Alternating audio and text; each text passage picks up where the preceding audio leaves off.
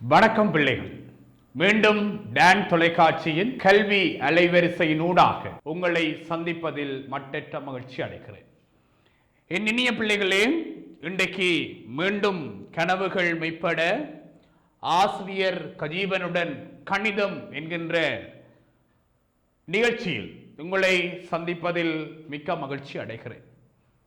பிள்ளைகள், எங்களுக்கு தெரியும் பகுதியொன்று வினாக்கள்ல தான் நாங்கள் மார்க்ஸை நிறைய ஸ்கோர் பண்ணக்கூடிய மாதிரி இருக்கும். நாங்கள் பகுதி எண்ணில் இருக்கக்கூடிய வினாக்கள்ல மார்க்ஸை குறைய எடுத்துட்டோம் சொன்னால் அது எங்கட ஏ என்றதிலையும் தாக்கத்தை செலுத்தும், ஏ பிளஸ் என்றதிலையும் தாக்கத்தை செலுத்தும்.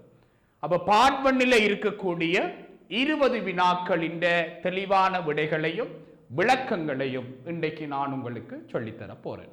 அந்த அடிப்படையில் 20 முக்கியமான வினாக்களை இன்றைக்கு நான் உங்களுக்கு விளங்கப்படுத்த போறேன். ஆகவே பிள்ளைகள், இந்த காணொலியை பார்க்கிற நீங்க கையில கொப்பிகளோட எப்படி ஒரு வகுப்புல இருந்து கற்கக்கூடிய நிலைமையில இருப்பீங்களோ அப்படி கொப்பியோடையும் பேனையோடையும் இருந்து சார் சொல்றத ஒழுங்கா வடிவா கேட்டு நீங்களும் ஒருக்கா திருப்பி செய்து பார்த்தால் உங்களுக்கு மிக பயனுள்ளதாக இருக்கும். சோ நாங்கள் முதலாவது வினாவுக்கு போவோம் பிள்ளைகள். முதலாவது வினாவை நீங்க பாத்தீங்கன்னு சொன்னா வேலை தொடர்பான வினா. சோ இது நேர்மாறு விகித சமநிலை நாங்க 10ஆம் ஆண்டுல படிச்சிருப்போம் ராஜா. ஃபர்ஸ்ட் டேர்ம்ல 10வது பாடமா நாங்க என்ன செய்திருப்போம், இந்த நேர்மாறு விகித சமன் என்ற பாடத்தை படிச்சிருப்போம். இதுல கட்டாயம் ஒரு கேள்வி என்ன செய்யும், பார்ட் ஒன்னில வந்தேதான் தீருவா, எந்த மாற்றுக்கிறதுக்கு விடவில்லை. அப்ப நாங்க கேள்விக்குள்ள போவோம். 2 மனிதர் ஒரு நாளில் செய்யும் வேலையை ஒரு மனிதர் எத்தனை நாளில் செய்வார்? டே ராஜா, டே கண்ணா, நாங்கள் முதலாவது என்ன பார்க்க போறோம் என்றால் வேலையிட பருமனை பார்க்க போறோம். வேலை என்ன? வேலையிட பருமன் 2 மனிதர் ஒரு நாட்கள்ல செய்ய போயினோம் என்றாடா பிள்ளைகள், வேலையின் பருமன் சமன் 2 மனிதர் தர என்னன்னு போடுவோம் சொல்லுங்க பாப்போம். ஒரு நாள்.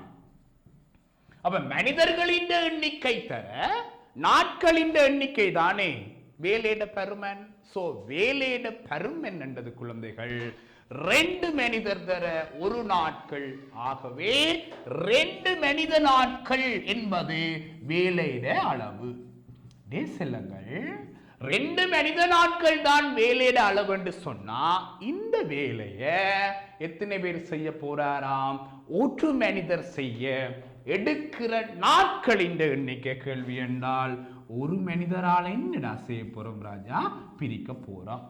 சோ பிரிச்சுட்டோம் என்றால் மனிதர் மனிதர் வெட்டுப்பட்டு போமடா. 2 உண்டால பிரிச்சா என்னடா குழந்தைகள்? 2 நாட்கள் என்றது விட. அப்ப கண்ணா நாங்க என்ன பார்க்க போறோம்? வேலை தொடர்பான கேள்வி. ஒரு கேள்வி கட்டாய கேள்விதான் வர போறார். சோ அந்த கேள்வியை செய்ய குழந்தைகள் நாங்கள் இந்த அடிப்படையில தான் அந்த கேள்வியை செய்யணும்.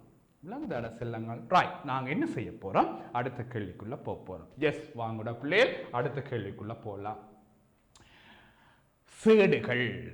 11ஆம் ஆண்டில முதலாவது பாடம் சேடுகள். அப்ப சேடுகள்ல எளிய சேடுகள், முழுமை சேடுகள் எல்லாத்தையும் பற்றி நீங்க நிறைய கதைச்சிருப்பீங்க. ஒரு டீச்சர்ஸ் நல்லா உங்களுக்கு சொல்லி தந்திருப்பினா. சோ நாங்கள் பார்ப்போம். ஏவர்க்கம் சேடு 3 சமன் 48 எனின் ஏயின் பெருமானம் யாது? இங்கு ஏ கிரேட்டர் தேன் 0. அப்படி என்ன? ஏ இட பெருமானம் நேர்பெருமானம், அதாவது ஏ மறைப்பெருமானங்கள் என்ன செய்யாதாமடா குழந்தைகள்? விடையாக எடுக்காது. அப்ப ஏக்கு கொடுக்க போற பெருமானத்தை எப்படி கொடுக்கணும்? நாங்கள் நேர்பெருமானமாகத்தான் கொடுக்க வேணும். அப்ப வாங்க போகலாம். ஏ வர்க்கம் சேடு 3 சமன் இந்த 48 என்ன செய்ய போறார் கஜீவன் சார்? எளிய சேடாக மாத்த போறார். எப்படி மாத்தலாம்?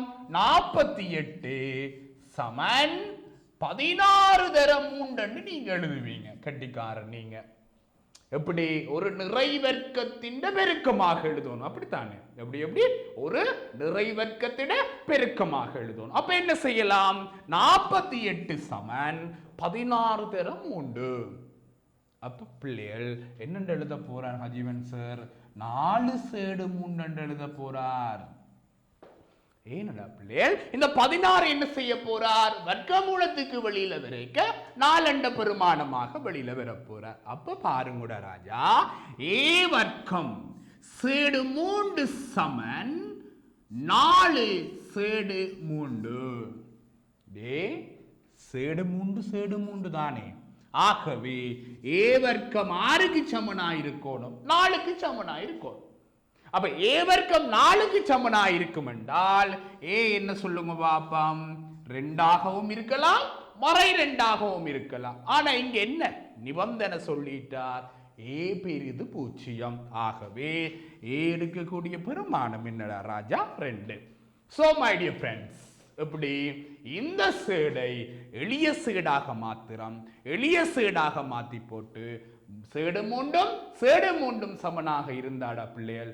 ஏ வர்க்கம் 4க்கு சமன், ஏ மறை 2 நேர் 2 ஆகிய பெருமானங்களை எடுக்கலாம். ஆனால் இங்க நிபந்தனை நேராக இருக்க வேண்டும் என்றபடியா ஏட பெருமானம் என்னடா பிள்ளைகள்? 2. சரியாடா செல்லங்கள். நாங்க அடுத்த கேள்விக்கு போறோம். பாருங்கடா பிள்ளைகள். சோ 3வது கேள்விக்குள்ள நாங்க போவோம். இது உங்களுக்கு விளங்கி இருக்கும் என்று நான் நினைக்கிறேன். So we are going to question number 3. நீங்க பாருங்கடா பிள்ளைகள், கோணம் கணிக்கிற கேள்வி. ஏன்னா இது கேத்திர கணித பகுதி சார்ந்தது. ஒரு சமாந்தரம் இருக்குதா நீங்க பாத்தீங்கன்னா தெரியும். இவரும் சமாந்தரமாமடா பிள்ளைகள். இந்த நீளமும் சமனா. So find the value of x. x இட பெருமானம் என்ன பார்க்க போறோம்? x இட பெருமானம் என்ன? டே ராஜா நீங்க பாருங்க, இது 140 பாகையண்டா. இவர் எத்தனை பாகை? இவரை கேட்கிறார் ஹஜீபன் சார், சொல்லுங்க பாப்பம். இவர் எத்தனை பாகை? 40 பாகை. ஏன் 40 பாகை? நீங்க உங்க விட சொல்லுவீங்க, நேர்கோட்டில் அடுத்துள்ள கோணம் சார், 2 பேற்ற கூட்டுத்தொகையும் 180 பாகை சார். இவர் 140 இவர் 40 பாகை. டே ராஜா, இவர் 40 பாகைண்டா, இவர் என்னடா 40 பாகை. இப்ப நீங்களே காரணம் சொல்லுவீங்க, மிஸ்டர் ஹஜீபன் சார், இவரும் சமாந்தரம், இவர் 2 பேரும் ஒத்த கோணம் என்றபடியால சமனாக இருப்பிடம். இன்னும் பாருங்கடா, இவர் 40 என்றால் இவர் 40. அதுக்கும் நீங்க காரணம் சொல்லுவீங்க, இரு சமபக்க முக்கோணி. அப்ப சமனான பக்கங்களுக்கு எதிரான கோணங்கள் சமன். அப்ப சமனான பக்கங்களுக்கு எதிரான கோணங்கள் சமனாண்டா இவருக்கு எதிரான இவரும் 40, இவருக்கு எதிரான இவரும் 40. இப்ப நீங்க சொல்ல போறீங்க, இந்த 40 அந்த 40, இந்த x சமன் 180 பாகை. ஏனடா பிள்ளைகள், முக்கோணி ஒன்றின் அகக்கோண கூட்டுத்தொகை 180 பாகை.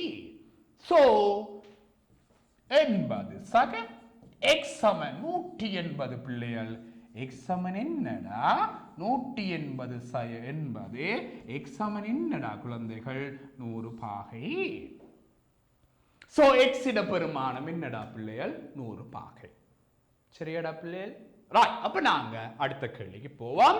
கோணம் கணிக்கிற கேள்வி கட்டாயம் 2 கேள்வி வரும். இங்க பாருங்கடா, 14 சென்டிமீட்டர் ஆரையுடைய உருளை வடிவ குழாயில் இருந்து எப்படி 14 சென்டிமீட்டர் ஆரையுடைய உருளை வடிவ குழாயில் இருந்து நீரானது நிமிடத்திற்கு 12 சென்டிமீட்டர் என்னும் வேகத்தில் பாய்கிறது எனின் 5 நிமிடங்களில் வெளியேறும் நீரின் அளவு யாது? சோ இது ஒரு கனவளவு கேள்விடா குழந்தைகள். உங்களுக்கு தெரியும், கனவளவு கேள்வியை நாங்க பார்க்க போறோம். என்னடா செல்லுங்கள், கனவளவு கேள்வியை நாங்க பார்க்க போறோம். இந்த கனவளவு கேள்வியில கொஞ்சம் மயக்கம் இருக்குது, நீங்க தெளிவா பார்க்கணும். உருளை வடிவ குழாயாம். அப்ப ஒரு உருளை வடிவ குழாய் 12 சென்டிமீட்டர் எனும் வேகத்தில். அப்ப நீங்க யோசிப்பீங்க, என்ன திரவம் பாயிற வேகம் ஒன்றில் லீட்டர் பெர் செகண்ட்ல தெரியணும், அல்லது லீட்டர் பெர் நிமிடத்துல தெரியணும், அல்லது மில்லி லீட்டர் பெர் செகண்ட்ல தெரியணும், அல்லது மில்லி லீட்டர் பெர் நிமிடத்துல தெரியணும்.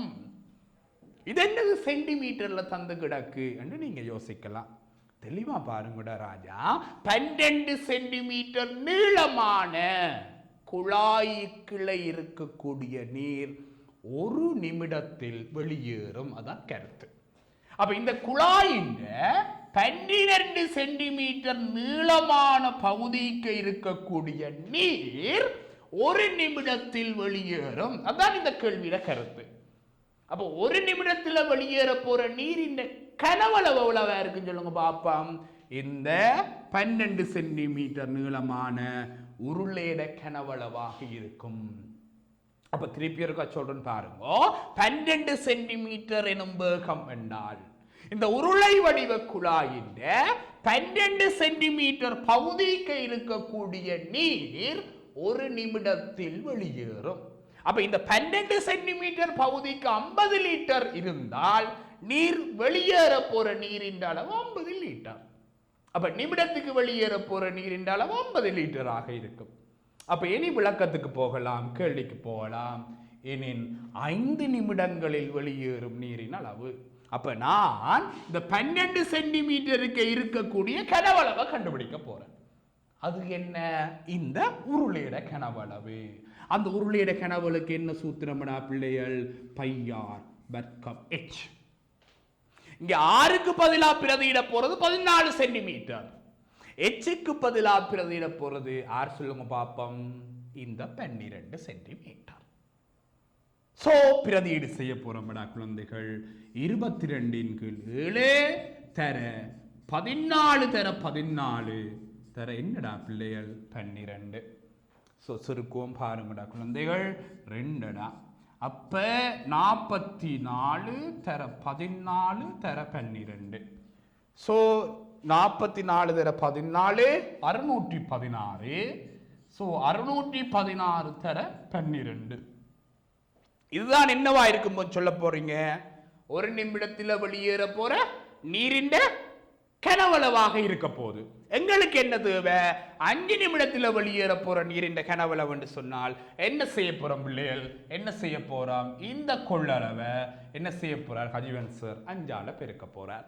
சோ 5ஆல பெருக்கி விட்டார் என்று சொன்னால் என்ன வர போறார்? எனக்கு என்ன வர போறார்?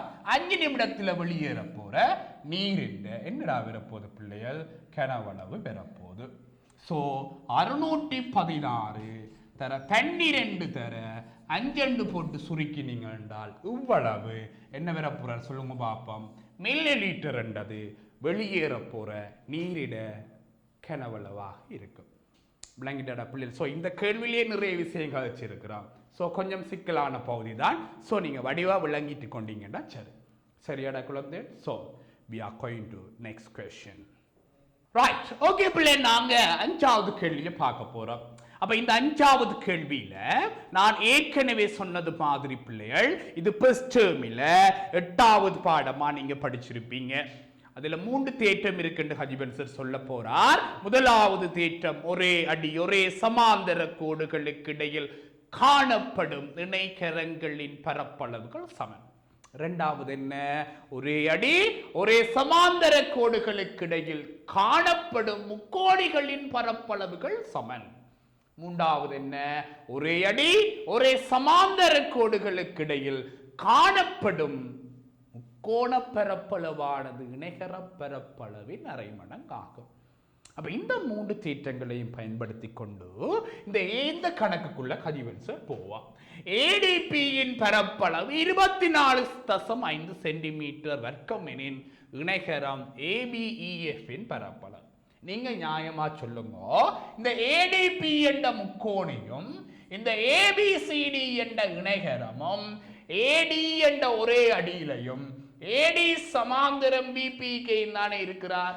அப்ப இந்த முக்கோணியின் பரப்பளவின் 2 மடங்கு பரப்பளவு தான் யாற்ற பரப்பளவு? ABCD பரப்பளவு. ஆகவே ABCD இன் பரப்பளவு சமன் 24.5 2 மடங்கு 49 சென்டிமீட்டர் வர்க்கம். கேள்வி, ABEF இன் பரப்பளவு. அப்ப ABEF என்ற பரப்பளவுன்னா இந்த ABEF என்ற இணைகரமும் ABCD என்ற இணைகரமும் ஒரே அடி ஒரே சமாந்தர கோடு. யார் ஒரே அடி? ஏபி ஒரே அடி, ஏபி சமாந்தரம் டிஇ. அப்ப ரெண்டும் சம பரப்பளவு. அப்ப இவற்றை 49 என்றால் அவற்றை பரப்பளவு என்னடா பிள்ளைகள்? 49 சென்டிமீட்டர் வர்க்கம். சோ இது பகுதி 2ல வாரதை விட இந்த பாடம் பகுதி 1ல வாரது தான் அதிகமாக இருக்கும். சோ இப்படியான கேள்விகள் என்ன செய்யலாம் பிள்ளைகள்? நாங்க பார்க்கலாம். சரியாடா பிள்ளைகள்? ரைட். சோ நாங்க அடுத்த கேள்விக்குள்ள போவோம். ஏகம பி என்பன சாரா நிகழ்ச்சிகளாகவும் பி of A சமன் 2/3 P of B சமன் 1/2 எனின் P of A union B. அப்ப நாங்க நிகழ்தகவில பார்க்கிறோம் சாரா நிகழ்ச்சிகள் என்று சொல்லி. அப்ப ஏயும் பியும் சாரா நிகழ்ச்சிகள் என்று சொன்னா நாங்கள் இடைவெட்டுக்கு முடிவெடுத்து நாங்களிடா பிள்ளைகள் P of A யூனியன் இடைவெட்டு B சமன் P of A தர என்ன பிள்ளைகள்? P of B. அப்ப ஏயும் பியும் சாரா நிகழ்ச்சிகள் என்று சொன்னா இடைவெட்டுக்கு தொடர்படுத்த நாங்கள் 2 பேரையும் பெருக்கிறதுக்கு சமம். அப்ப சாரா நிகழ்ச்சி என்று சொன்னா உடனடியாக நாங்கள் எடுக்கக்கூடிய முதலாவது முடிவு இடைவெட்டு. அப்ப P of A எத்தனையாம்? 2/3, P of B எத்தனையாம்? 1/2. So 2 வெட்டினால் 1/3 என்றது 6 பிள்ளைகள் P of A இடைவெட்டு B. அப்ப இனி யாரை காணட்டாம்? A union B. அப்ப P of A union B க்கு தொடர்பு சொல்லுங்க பாப்ப. நீங்க மனசுக்குள்ள சொல்லுவீங்க என்ன? P of A சக P of B என்ன குழந்தைகள்? P of A இடைவெட்டு B. So இதுதான் A யூனியன் B ற்கான தொடர்பு. So my dear friends, P of A என்ன? 2/3, P of B என்ன? 1/2 கழித்தல் P of A இடைவெட்டு B கண்டு வச்சிருக்கிறோம் 1/3. சோ 1/3 என்ன? சோ என்ன செய்ய போறோம்? பூமாசி 6. அப்ப 3 6 2 4 உங்களுக்கு தெரியும். இதை விளக்கமா சொன்னா நீங்களே சிரிப்பீங்க. என்ன ஹஜீவன் சார் உதவி சொல்லி தாராரு? 3 6 1 3 3 3 6 1 2 2. சோ 4 3 என்ன பிள்ளைகள்? 7. 7 2 போனா 5. சோ 5 கீழ் என்னடா குழந்தைகள்? 6. சோ இந்த யூனியன் பெருமானம் 6 மேல் 5. அப்ப சாரா நிகழ்ச்சி என்று சொன்னா இடைவெட்டிற்கு தொடர்படுத்தி இடைவெட்டை முதலாவதா கண்டுபிடிக்கணும். அது கண்டுபிடிச்சா தான் என்ன செய்யலாம்? 2வது யூனியனுக்கு நாங்க தொடர்பு எழுதலாம். ரைட்டாடா பிள்ளைகள்? சரி. சோ அடுத்த கேள்விக்குள்ள போவோம். ஓகே, எக்ஸை எழுவாய் மாற்றுக. பிள்ளைகள் மேக் எ சப்ஜெக்ட். எப்படி எழுவாய் மாற்றலாம்? ஒரு கேள்வி கட்டாயம். ஷுவர், மாற்றம் இல்லை. எப்படி மாற்றலாம்? எக்ஸில அந்த சமன்பாடு தொடங்க வேணும். என்ன செய்யணும்? எக்ஸில அந்த சமன்பாடு தொடங்க வேணும். அப்ப என்ன செய்ய போறோம்னா ஏயின் கீழ் வர்க்கமூலம் எக்ஸ் சமன் 6. முதலாவது எழுவாயாக மாற்ற வேண்டியவர் வர்க்கமூலத்துக்குள்ளே இருக்கிறார். வர்க்கமூலத்தை நீக்க வேணும். அடுத்தது பின்னத்தில பகுதி எண்ணில் இருக்கிறார். சோ மேல அவரை கொண்டுறோம். எப்படி மேல கொண்டு வாரது? கையை பிடிச்சு தூக்குறதோ இல்ல குறுக்கு பெருக்கம் செய்கிறது. டே ராஜா, ஏ சமன் 6 தர வர்க்கமூலம் எக்ஸ். ஆமா இல்லையா? இவர் என்ன செய்யற? குறுக்க பெருக்கலாம். என்ன cross multiplication குறுக்க பெருக்கலாம். சோ எக்ஸிட பெருமானம் தேவை, இந்த வர்க்கமூலம் தேவையில்லை. என்ன செய்ய போறார் ஹஜீவன் சார்? 2 பக்கமும் வர்க்கிக்க போறார். சோ ஏ வர்க்கம் சமன் 6 வர்க்கம் 36. எக்ஸின் வர்க்கமூலமும் என்ன செய்யும்? இல்லாமல் போயிடும். அவரை கண்டா இவரை காணும், இவரை கண்டா அவரை காணும். ஆற வர்க்கமூலத்தை கண்டால் வர்க்கத்தை காண கிடையாது, வர்க்கத்தை கண்டால் வர்க்கமூலத்தை காண கிடையாது. சோ அவர் இல்லாம போயிடுவார். சோ எக்ஸ் சமன் என்னடா குழந்தைகள்? ஏ வர்க்கத்தின் கீழ் இந்த 36 வந்து என்ன செய்வார் பிள்ளைகள்? பிரிபடுவார். சோ எக்ஸ் சமன் ஏ இன் கீழ் ஏ வர்க்கத்தின் கீழ் 36 என்பது இதனுடைய ஆன்சர். சோ வர்க்கமூலம் இருந்தா வர்க்கமூலத்தை நீக்க வேணும். அவர் பகுதி எண்ணிலை இருந்தால் அந்த பகுதி என்ன? குறுக்கு பெருக்கம் செய்து மேலே கொண்டு வர வேணும். S S. ஓகே பிள்ளைகள், 8வது கேள்விக்கு போவோம். அப்படி வட்டத்தின் நான்கள் தொடர்பான கேள்வி. இந்த பாருங்கூட செல்லங்கள், இதுல ஒரு முக்கியமான விஷயத்தை ஹஜிவன்சன் சொல்ல போறேன். உருவில் ஓவை மையமாக கொண்ட வட்டங்களில் OP சமன் OR ஆகும். எப்படி? OP சமன் OR ஆகும். AB சமன் நீளந்தாரார் 2x, CD நீளந்தாரார் x இன் பெருமானத்தை காணட்டா.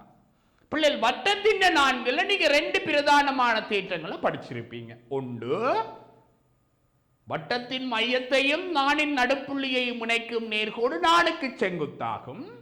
இரண்டாவது, மையத்தில் இருந்து நாணுக்கு வரையப்படும் செங்குத்து அண்ணாணை இரு சம கூறிடும். இது 2 தேற்றம் நீங்க படிச்சிருப்பீங்க. இன்னும் கேளுங்கடா பிள்ளைகள், மையத்தில இருந்து சமதூரத்தில் அசைகிற நான்கள் சம நான்கள் ஆகும். அப்ப இங்க OPயும் ORயும் சமனண்டாடா குழந்தைகள். CDயும் ABயும் இப்படி இருப்பினம் சமனாக இருப்பினம். மறுதலையாகவும் கதைக்கலாம். வட்டத்தில் சமநான்கள் சமதூரத்தில் அசையும். சமதூரத்தில் அசைகிற நான்கள் சமநான்கள், சமநான்கள் சமதூரத்தில் அசையும். அப்ப இப்ப என்ன, இவ 2 பேரும் சமன் என்றால் என்ன முடிவடா பிள்ளைகள்? AB சமன் CD என்றது முடிவு. So AB என்னவாம்? 2x உண்டாமடா பிள்ளைகள். CD 3x 9. சோ சமன்பாடு x கண்டா சரி, ஆமா இல்லையா? சோ என்ன நடக்க போகுது? இந்த 2x போய் அங்கால கழிபட போறார். 3x 2x. இந்த மறையொண்டு இருக்கத்தனைய இந்த மறையும் பதிஞ்சால என்ன செய்ய போறார்? கூட்டுப்பட போறார். So my dear friends, x சமன் என்னடா 8. சோ இங்க x ஐ காணட்டாம். x இட பெருமானம் என்னன்னு கண்டிருக்கிறோம்?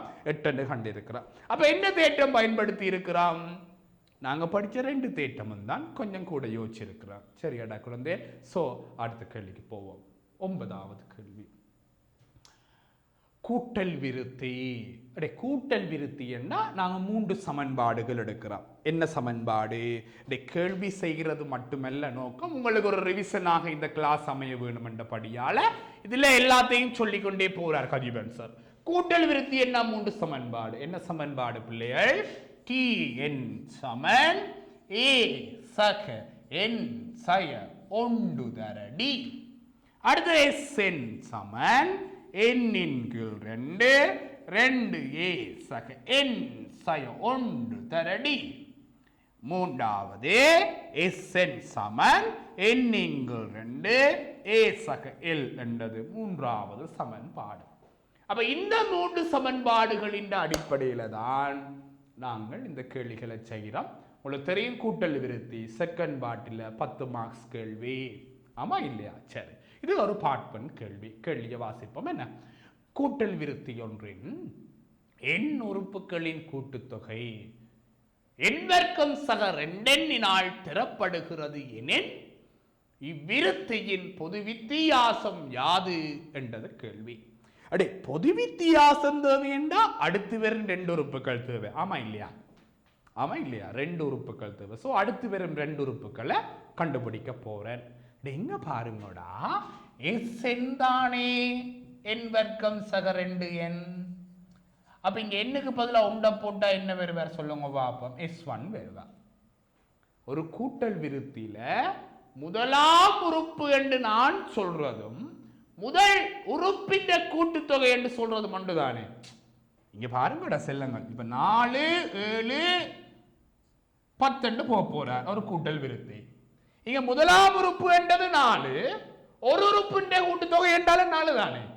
அப்ப T1 சமன் தான் S1. அப்ப என்ன சொல்ல போறார் கஜீவன் சார்? S1 கண்டா அதுதான் கஜீவன் T1. அப்ப இதுல கொண்டே ஒன்றை பிரதியீடு செய்தால் 1 வர்க்கம் சக 2 தர 1 1 சக 2. சோ T1 சமன் என்னடா பிள்ளைகள்? 3. அப்ப இந்த T1 தான் S1 என்றதுக்கு நான் இங்க காரணம் சொல்லிட்டேன், ஆமா இல்லையா? என்ன சொல்லிட்டேன்? S1 தான் T1 என்றது காரணம் சொல்லிட்டேன். இப்ப நீங்க பாருங்கடா பிள்ளைகள், S2 காண போறார். அப்படி S2 கண்டா என்ன வருவார் சொல்லுங்க பாப்போம். ரெண்டு உறுப்புகளின் கூட்டுத்தொகை வருவார். அப்ப ரெண்டு உறுப்புகளின் கூட்டுத்தொகை வருவார் என்று சொன்னால் நான் எண்ணுக்கு பதிலாக ரெண்டு பிரதியிட செய்ய போறேன். இங்க பாருங்க, 2 வர்க்கம் சக என்னடா செல்லங்கள் 2 தர 2, சோ 4 சக 4 பிள்ளைகள், சோ 2. நீங்க இன்னும் யோசிங்கடா குழந்தைகள், முதல் 2 உறுப்புகளின் கூட்டுத்தொகை 8, முதலாம் உறுப்பு 3 என்று சொன்னால் இரண்டாம் உறுப்பு அதாவது T2 என்னென்று வர போறார், S2 சய S1. சோ இவ்வளவு வர போறார், 8ல இருந்து 3 கழிச்சா 5 என்பது இரண்டாம் உறுப்பு. இன்னும் முடியல கணக்கு பாத்தியா? அப்ப இரண்டாம் உறுப்பு 5 என்று சொன்னால் D சமன் இரண்டாம் உறுப்பு 5ல இருந்து முதலாம் உறுப்பு 3 கழிச்சு வார இந்த 2 தான் என்னடா பிள்ளைகள் பொது வித்தியாசம்.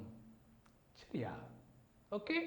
சோ வடியா பார்த்துக்கொள்ளுங்கடா பிள்ளைகள். நாங்க என்ன செய்ய போறோம், அடுத்த கேள்விக்குள்ள போக போறோம். சரிதானே? சோ கொஞ்சம் நாங்க யோசிக்கத்தான் பிள்ளைகள் கணக்குல நாங்க என்ன செய்து கொள்ளலாம். சரியாடா? So we are going to next question.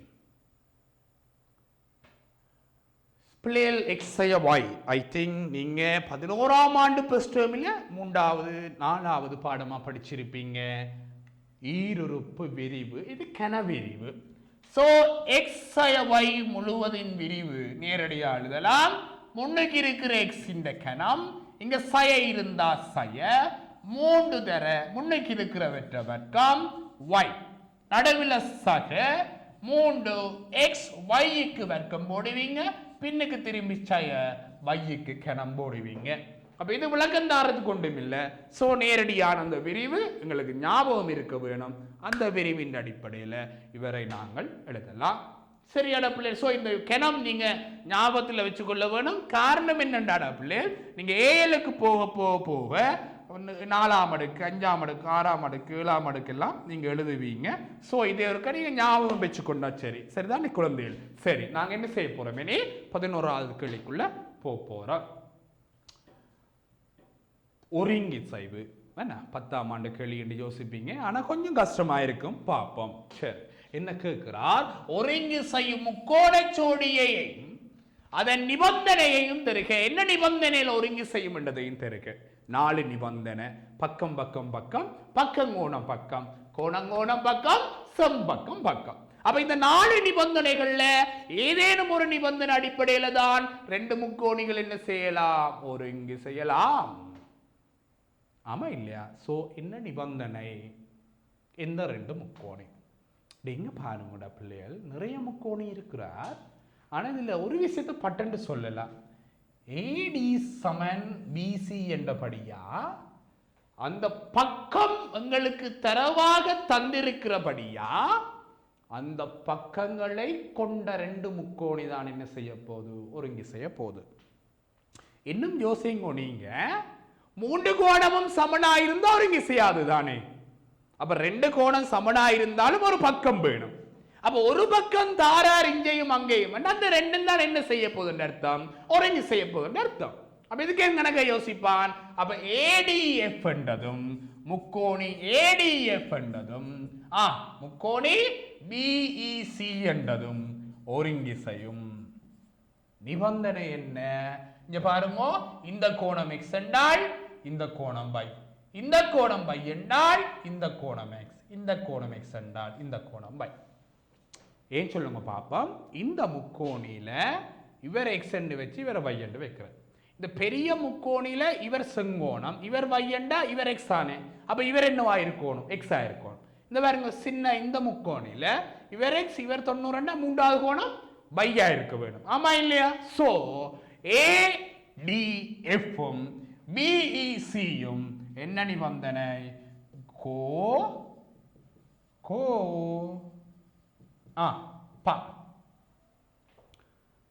சில கட்டியார் இருக்கணும், சில கட்டியார் இருக்கணும். இப்படி செய்வீனா புது நிபந்தனைகள் எழுதக்கூடாது. இதெல்லாம் பிள்ளைகள் சரிதானே. 2 கோணம் இருக்குது, ஒரு பக்கம் இருக்குன்னு போட்டு இப்படி எழுத இயலாது, அந்த ஒழுங்கா மாத்தி எழுத இயலாது. சோ நாங்கள் எழுத வேண்டியது என்னடா பிள்ளை, கோகோ பா. சரிதான செல்லங்கள்? சரி, நாங்கள் என்ன செய்ய போறோம்? 12வது கேள்விக்குள்ள போறோம். ஓகே பிள்ளைகள், 12வது கேள்வி என்ன கேள்வி என்று பார்ப்போம். 4 சென்டிமீட்டரை ஆரையாக கொண்ட வட்டம் ஒருவில் காணப்படுகிறது எனின் ஏபியின் நீளம் யாது? நல்ல சோக்கான கேள்வி. எப்படி பிள்ளைகள்? நல்ல கேள்வி. வழியா பாருங்கடா செல்லங்கள். ஏபியிட நீளம் கேட்கிறார், ஆனா தந்திருக்கிறது முழுக்க கோணங்கள். இங்க மையத்தை பற்றி யாரும் கதை இல்லை, மையமும் கதைக்கப்படவில்லை.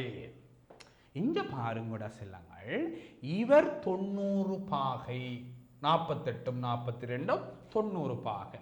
இவர் 90 பாகை என்றா இவர் எத்தனை பாகை? 90 பாகை. ஏன் சொல்லுங்க பாப்போம். இவர் 2 பேருமே என்ன கோணமாம்? சமாந்தர நேர்கோடுகள் என்ற படியால 2 பேருமே நேய கோணங்கள். நேய கோணம் என்றா என்ன முடிவு? நேய கோணங்களின் கூட்டுத்தொகை 180 பாகை. ஆகவே பிள்ளைகள், இவர் 90 இவர் 90. அப்படி ஒரு வட்டத்தில ஒரு நேர்கோடு 90 பாகை அமைக்குதென்றால் கட்டாயம் அந்த நேர்கோடு என்னவா இருக்கும்னு சொல்லுங்க பாப்போம்.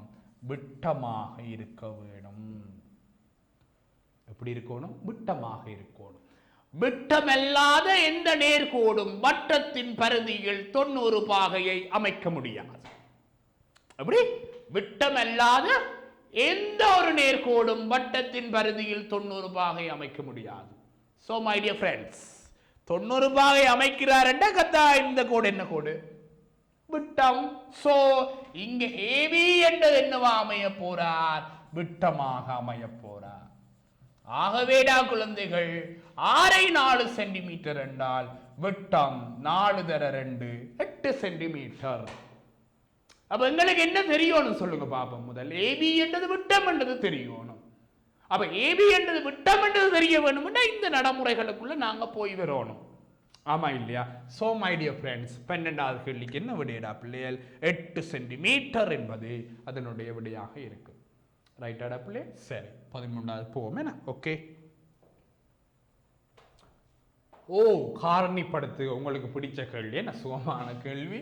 சோ 2 x வர்க்கம் செய்ய 36. என்ன காரணிப்படுத்தணும்? எல்லா டீச்சர்ஸும் இதைத்தான் தெரிவினம். என்ன இருவர்க்க வித்தியாசம். சோ சுகமான கேள்வி. கணித பாடத்தில் வறுமைப்பட்ட மாணவர்களுக்காக ஒதுக்கப்பட்ட கேள்வி. எப்படி? நாங்கள் படிக்கிற காலத்திலையும் அப்படித்தான். என்னது கொஞ்சம் கணிதத்தில் ஒரு மாதிரி இருக்கிற பிள்ளைகளுக்கு இந்த கேள்வியில போட்டு அடிச்சு விடுறது எக்ஸாம் பேப்பரில். நல்ல சுகமான கேள்வி. ஆமா இல்லையா பிள்ளைகள்? என்ன செய்யணும்? முதலாவது 2 பேரையும் 2ஆல பிரிக்கலாம். சோ எக்ஸ் வர்க்கம் செய்ய 36. டே ராஜா, 2 எக்ஸ் வர்க்கம் செய்ய 6 வர்க்கம் தானே. சோ என்னன்னு எழுதலாம் கண்ணா? x 6 x 6 எழுதலாம். சோ 2 தர x 6 தர x 6 என்பது என்னடா பிள்ளைகள்? இந்த கேள்வியினுடைய ஆன்சராக அமைவார். ஓகே பிள்ளை? சோ நாங்க அடுத்த கேள்விக்குள்ள போவோம். Okay right. x a, y கண்டுபிடிக்கட்டா. நீங்க பாருங்க, x சக y முழுவதின் வர்க்கம் சமன் x வர்க்கம் சக 6x சக a. அப்ப உங்களுக்கு தெரியுது ஒரு நிறைவர்க்கம். நிறைவர்க்கம் என்றா என்ன சொல்லுங்க பாப்போம். இங்க யார் இருக்கிறாரோ அவற்ற வர்க்கம் தான் இங்க இருக்க வேணும். ஓமா இல்லையா? இவற்ற வர்க்கம் தான் இங்க இருக்கணும். அப்ப y வர்க்கம் சமன் a. ஆனா அந்த a யார் இருக்கணும் சொல்லுங்க பாப். a யார் இருக்கணும்? இந்த 6 அரைவாசியின் வர்க்கம். முடிஞ்சா? கதை முடிஞ்சா? என்ன சொல்றார் ஹஜ்மன் சார்? இந்த y வர்க்கம் தானே. இந்த a யார் இருக்கணும்? இந்த x குணகத்திட அரைவாசியிட வர்க்கம். ஆகவே x குணகம் 6, 6 அரைவாசி 3 தான் y-ஆக இருக்க போறார். y-ன் குணகம் வர்க்கம் தான் a ஆக இருக்க போறார். சோ a என்றது 9 ஆகவும் y என்றது 3 ஆகவும் இருக்கும். அப்ப நிறைவர்க்க கோவை என்ற சிறப்பு என்னன்னா, எக்ஸ் வர்க்கத்தின் குணகம் ஒன்றாக உள்ள போது எக்ஸின் குணகத்தின் அரை மடங்கின் வர்க்கம் மாறிலியாக இருக்கும். எப்படி எக்ஸ் வர்க்கத்தின் குணகம் ஒன்றாக உள்ள போது எக்ஸின் குணகத்தின் அரை மடங்கின் வர்க்கம் மாறிலியாக இருக்கும். அப்ப எக்ஸின் குணகம் 6 அரைவாசிதான் இங்க இருப்பார், இவற்ற வர்க்கம் தான் இங்க இருப்பார். சோ ஏ சமன் 9 பிள்ளைகள், y சமன் 3 குழந்தைகள். சரியா பிள்ளைகள்? சரி, நாங்க என்ன செய்ய போறோம்? 15வது கேள்விக்குள்ள போறோம். ராஜா 15வது கேள்வி பாருங்கடா. 80 மாணவர்கள் கணித பாடத்தில் பெற்ற தரவுகள் காட்டப்படுகிறது. இத்தரவுகளின் ஆகார வகுப்பு. ஆகாரம் என்ன? ஒருத்தன் சொன்னா சோறு என்று சொன்னா, சார் தமிழ் சார் சொல்லி தந்தவர் ஆகாரம் என்றா உணவு, அதல்ல. சோ ஆகாரம் என்றா என்ன? மேக்ஸில் என்ன ஆகாரம் என்றால் அதிக தடவைகள் வார ஈட்டு, அதிக தடவை, அதன் ஆகாரம். அது எங்க?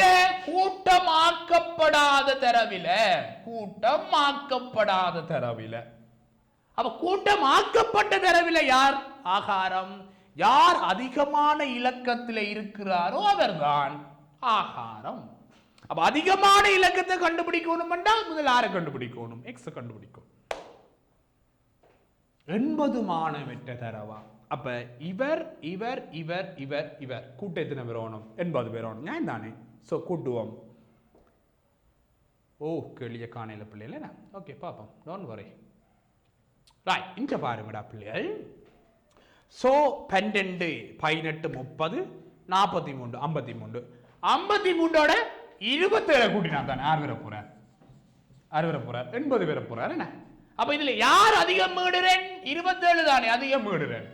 ஆகவே ஆகார வகுப்புன்றது குழந்தைகள் என்னடா பிள்ளைகள் 40 தொடக்கம் 50 தான் ஆகார வகுப்பாக இருக்க போறார். சரியாட செல்லுங்க. சோ ஆகார வகுப்புன்றது அதிக தடவைகள் வார ஈட்டுக்கு பேர் தானடா பிள்ளைகள் ஆகார வகுப்பு. சரியாடா பிள்ளைகள்? சோ அடுத்த கேள்விக்குள்ள நாங்க போவோம்.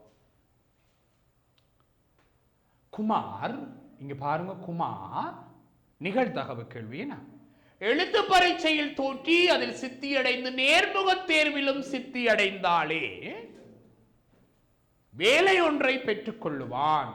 இங்க பாருங்க பிள்ளைகள், குமார் எழுத்து பரீட்சையிலையும் தோற்ற வேணுமாம், அதே நேரம் நேர்முக தேர்வு, அவர் ரிட்டன் எக்ஸாமும் எழுதணும், அதே நேரம் இன்டர்வியூக்கும் போகணும்.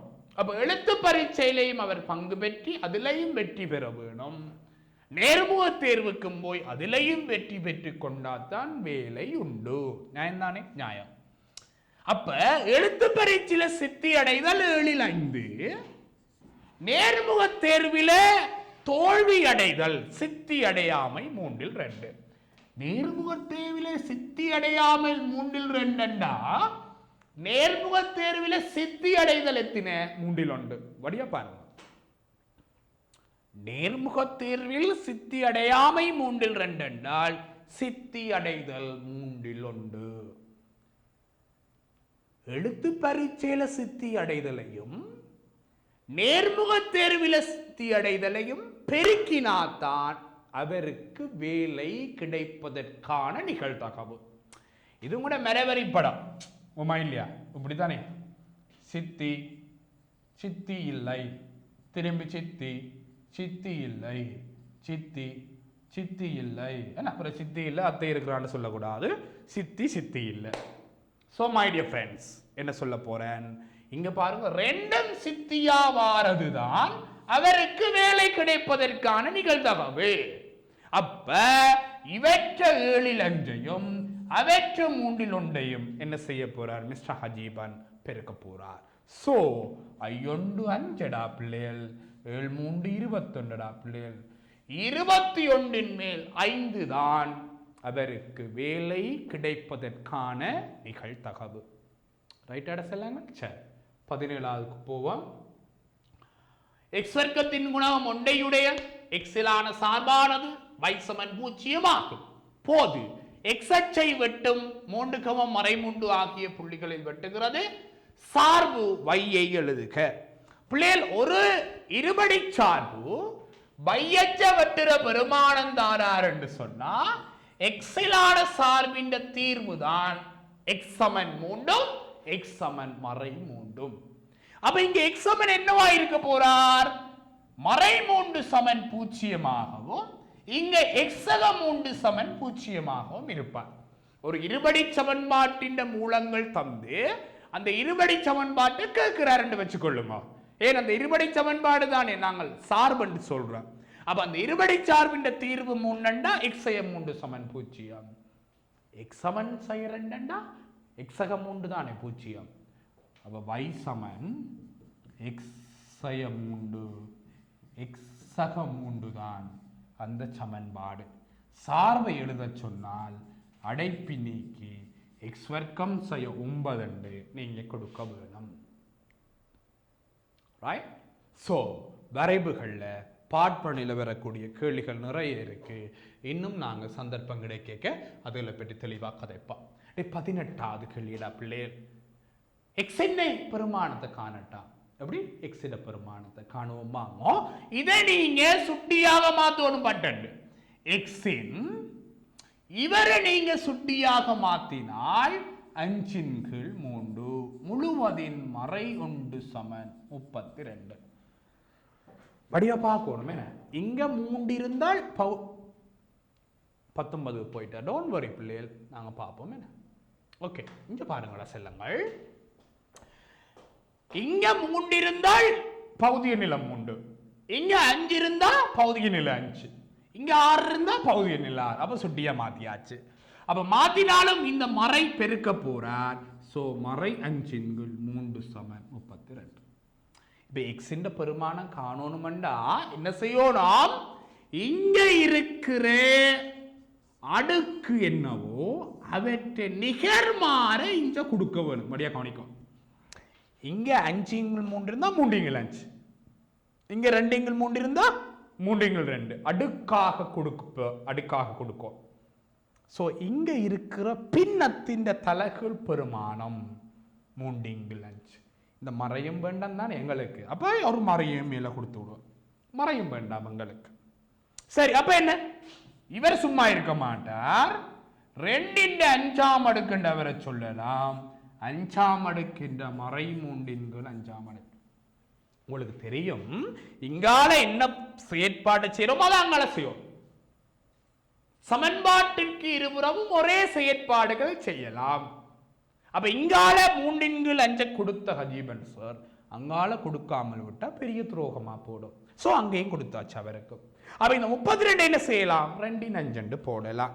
இங்க பாருங்கடா செல்லங்கள். இப்ப இங்க பாருங்க, நீங்க பாருங்கடா குழந்தைகள் என்ன நடக்க போகுது பாருங்க. இவரும் ஃபுல்லா வெட்டுப்பட்டு போடுவீன. வலுவின் வலு பெருக்கப்படும் தானே. சோ இவரும் ஃபுல்லா பெருக்கப்பட்டு இல்லாமல் போனா எக்ஸ் வர போறார். இந்த 5 இந்த 5 என்ன செய்யும்? வெட்டுப்பட்டு 2 மறை 3 அடுக்கு. அப்ப எக்ஸ் சமன் என்னடா பிள்ளைகள்? 1/2 அடுக்கு. எக்ஸ் சமன் என்னடா பிள்ளைகள்? 1/8 என்பது அதனுடைய ஆன்சராக இருக்கு. பாத்தீங்களா பிள்ளைகள்? சுட்டிகள் நீங்க செய்து பார்க்க வேணும். ஏஎல் படிக்கிறார்களுக்கு நிறைய சுட்டிகள் தேவைப்படும். ஓகேடா பிள்ளைகள்? 19வது கேள்வி. பெருமானம் காணட்டா மடக்க அற்புதமான கேள்வி பிள்ளைகள். இலக்குவான கேள்வியும் தானே. ஆமா இல்லையா? சோ என்ன நடக்கணும்? முதல் இந்த அடுக்க கொண்டே கொடுக்கணும். சோ log 10/4 அடுக்கு சக log 10/50. இப்ப log 10க்குள்ள இந்த 4 அடுக்கும் இந்த 50 பெருக்கப்பட வேணும். ஏன்? ஒரே அடிகளை கொண்ட மடக்கைகள் கூட்டுப்பட்டால் ஒரே மிக்க பெருக்கி எழுதலாம். ஆமா இல்லையா? இங்க பாருங்க, நீங்க இன்னும் கட்டிக்காரர். நீங்க இவரை என்னன்னு சொல்லலாம்? 2 சொல்லலாம். 4 அறியாம எடுக்கன்னா 4 என்னன்னு அர்த்தம்? வர்க்க மூலம் தானே அர்த்தம். எஸ். தர என்னடா பிள்ளைகள்? 50. சோ log 10/100 அடுக்கு. log 10/100 அடுக்கு என்னடா? 2. சோ மடங்கு கேள்வி. நாங்க 10ஆம் ஆண்டிலிருந்து கதைச்சு கொண்டு வர கேள்வி. இது உங்களுக்கு பெரிய கடினமான கேள்வியாக இருக்காது பிள்ளைகள். சோ கடைசியும் முதலுமான கேள்விக்குள்ள போறோம் பிள்ளைகள். 20வது கேள்விக்குள்ள போறோம். வடிவா கவனிங்க. அதர்வா உங்களுக்கு தெரியும், உங்களுக்கு பிடிச்சவராக இருப்பார். அதர்வா ரூபாய் 200,000 பெறுமதியான தனது வீட்டிற்கு 19% ஆண்டு வரி செலுத்த வேண்டும். ஆண்டு வரி, டேக்ஸ், ஆண்டு வரி. அதர்வா செலுத்தும் காலாண்டு வரி யாது? அப்ப இது 10ஆம் ஆண்டு. அப்ப என்ன செய்வீங்க? 100ன் மேல் 19 தர 200,000. எப்படி படிங்கன்னா என்ன வரும் சொல்லுங்க பாப்போம். என்ன வரும்? ஆண்டு வரி வரும். காலாண்டு வரி கேள்வி என்னபடியா 1/4 பெருக்கி விடுவீங்க. So my dear friends, என்னண்டா? ஆமா இல்லையா? ஆமா இல்லையா? சரி. ஏன் 2 7 2 7 என்ன 500. ஆமா இல்லையா? 2004 சொல்லிக்கினா 500. 2 7 போடுவோமே. ஆமா இல்லையா? ரைட். அடுத்து என்ன வர போறார்? 19 தர 5 எவ்வளோடா பிள்ளைகள்? 9 5 45. சாரி 5 எழுதி என்னடா பிள்ளைகள்? 5 எழுதி ஓ ஷிட். சரி ஓகே பிள்ளைகள், திருப்பி செய்ய போறேன். ஹஜ்வன் சார் பாத்தீங்களா வித்து எல்லாம் நடக்குது. என்னென்று எழுதுவான்? 100ன் மேல் 19% தர 200,000. தர என்னடா பிள்ளைகள்? 1/4. ஆமா இல்லையா? சரி. ஸோ 2 0 2 0 500 2 0. ஸோ 9 5 45 5 எழுதி 4 மிச்சம் எவ்வளவு? 95.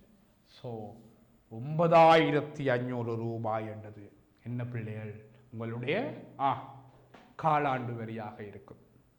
ஸோ மை டியர் ஃப்ரெண்ட்ஸ், 20 கேள்வி பார்த்திருக்கிறோம் இன்றைக்கு. ஸோ இந்த 20 கேள்வி உங்களுக்கு நல்லா விளங்கி இருக்கும் என்று நான் நினைக்கிறேன். திருப்பி இந்த கணக்கை செய்து இந்த வீடியோவை திருப்பி நீங்கள் யூடியூப்பில், கல்வி டிவியின் யூடியூப்பில் நீங்கள் இந்த வீடியோவை பார்க்கலாம். வடிவா நீங்கள் திருப்பி திருப்பி இந்த வீடியோ பார்த்து கேள்விகளை செய்து பார்க்கணும்டா பிள்ளை. எக்ஸாம் பின்னுக்கு போகும் என்று வதந்திகளை நம்பி படிக்காமல் இருந்துடாம, பிறகு படிக்கலாம் பின்ன படிக்கலாம் என்று இருந்துடாம, என் அன்புக்கினிய பிள்ளைகளே, அப்படியான எந்த வாய்ப்பும் இல்லை. ஸோ உங்களுக்கு நிச்சயமாக வருகிற தை மாதம் உங்களுடைய எக்ஸாம் நடந்தே தீரும். ஸோ அந்த வதந்திகளுக்கு எல்லாம் இடம் கொடுக்காம நல்லா படியுங்க. கொரோனா நல்ல பாதுகாப்பாக இருங்கோடா பிள்ளைகள். நிறைய கணிதத்தில் கணக்குகளை செய்து பாருங்க பிள்ளைகள். உங்களுக்கு ஏதாவது சந்தேகங்கள் இருந்தால் கஜீவன் சாரை தொடர்பு கொள்ளலாம் பிள்ளைகள். ஸோ கணித பாடத்தை நல்ல வடிவாக படிங்க பிள்ளைகள். நிச்சயமாக கணித பாடம் உங்களுக்கு உங்களோட வாழ்க்கையில் நிமிர்வை தரும். கணிதத்தால் நிமிர்வோம், கணிதம் மூலம் கனவுலகை வெல்வோம். மீண்டுமாக கல்வி தொலைக்காட்சியின் ஊடாக இன்னுமோர் நிகழ்ச்சியில உங்களை சந்திக்கும் வரை விடைபெற்றுக் கொள்ளும் நான் என்றும் உங்கள் அன்பின் Kajeevan sir. Thank you very much பிள்ளைகள். தேங்க்யூ.